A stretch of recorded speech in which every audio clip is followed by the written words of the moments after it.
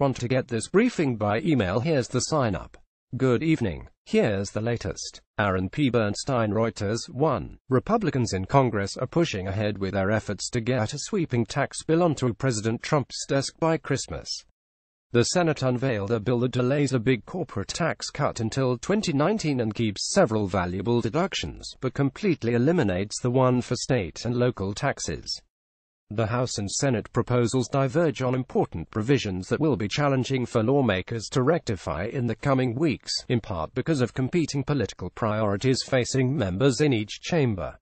Above, Senator John Cornyn, Republican of Texas, after a meeting on the tax plan, Doug Milster, New York Times 2.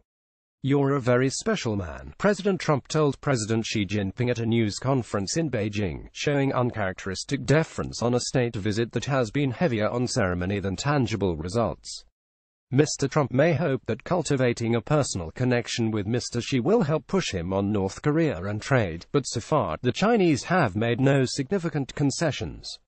Here are photographs from Mr. Trump's tour so far. He heads next to Vietnam, where he may meet President Vladimir Putin of Russia on the sidelines of an economics meeting.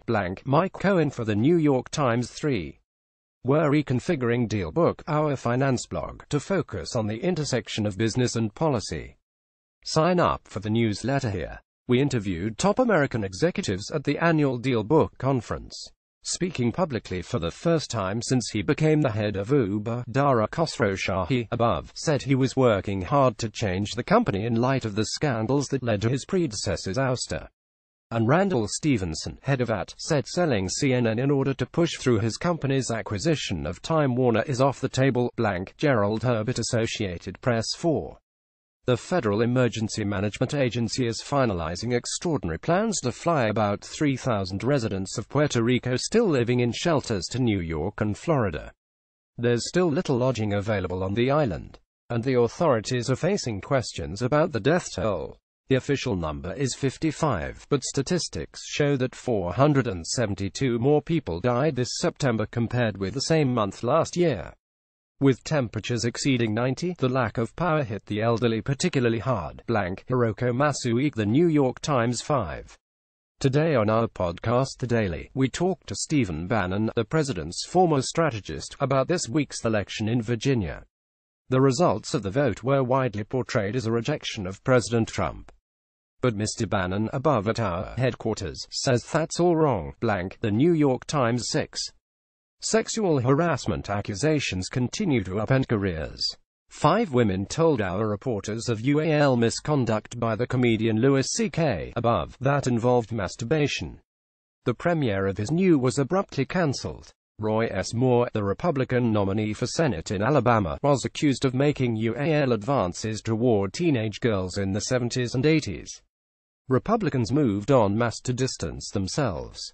We hosted a Times talk about exposing male abuses of power. The reporters behind our coverage of the accusations against Harvey Weinstein, Bill O'Reilly and prominent men in tech answered questions from readers. The discussion was also aired on our Facebook page ______Leah Francis 7. This week's Times Magazine is the tech design issue, and it's entirely devoted to one subject: our driverless future. We imagined what the world would look like when autonomous cars carry us wherever we need to go. How would street signs change? What would we do with all that new free time? What about speeding tickets, or in-cars roadkill? Above, the past. Nicola Dove, 20th Century Fox. 8. A new film adaptation of the Agatha Christie novel Murder on the Orient Express arrives in theaters Friday, with the starriest of casts, including Johnny Depp, Michelle Pfeiffer, Penelope Cruz and Judi Dench, and a mystery to solve. How do you reinvent one of the world's best-loved whodunits for a new era? Kenneth Branagh, the director and star, above, decided to transform the character of Poirot, Christie's idiosyncratic Belgian detective, into a dashing man of action. It took 9 months to design his truly impressive moustache. Angelo Carconi, European Press Photo Agency. 9. Pope Francis has a message for Catholics: put down your smartphone during Mass. At some point, the priest during the Mass says, "Lift up your hearts." The pontiff remarked during a general audience at St. Peter's Square this week. He does not say, "Lift up your cell phones to take pictures." Blank. Metropolitan Museum of Art digital composite by Katarina Jeb 10. Finally, the Costume Institute of the Metropolitan Museum of Art announced its largest, and possibly most provocative, show ever.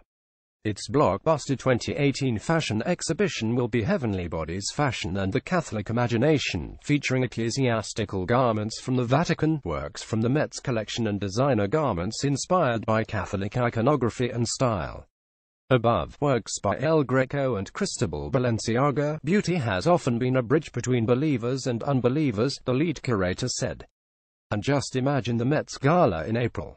The annual fundraiser is famous for its wild red carpet, which draws on the theme of each year's big show. Have a great night. Your evening briefing is posted at 6 p.m. Eastern, and don't miss your morning briefing, posted weekdays at 6 a.m. Eastern, and your weekend briefing, posted at 6 a.m. Sundays. Want to catch up on past briefings? You can browse them here. If photographs appear out of order, please download the updated New York Times app from iTunes or Google Play. What did you like? What do you want to see here? Let us know at briefing@nytimes.com.